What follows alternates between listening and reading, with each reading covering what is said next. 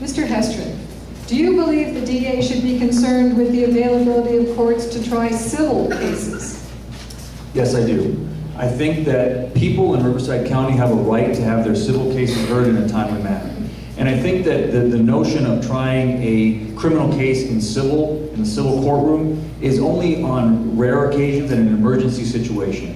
I believe that we are short of judges in Riverside County, but the district attorney has to work with the resources that we have and take into account that we have limited resources, not just limited in terms of DAs, but limited in terms of judges and courtrooms and court staff and personnel. So I am sensitive to that. We have to work with the entire justice system. And the DAs was only one part of that justice system. And so I'll be a good steward, I'll be a good partner to the judges, to the defense attorneys, to the defense bar, to the civil bar, and we'll listen. And let me give you one example.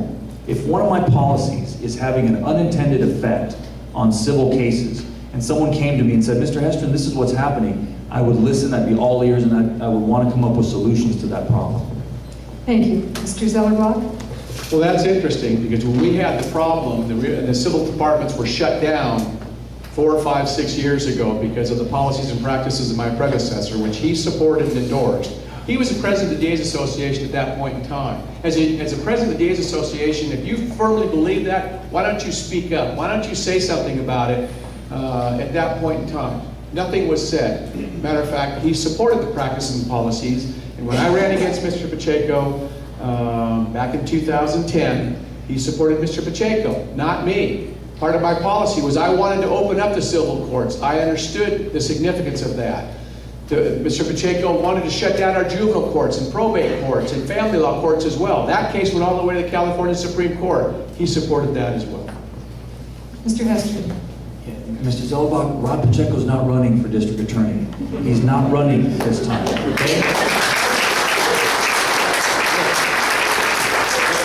I want to tell you the truth about that endorsement that the district attorneys gave to Mr. Pacheco.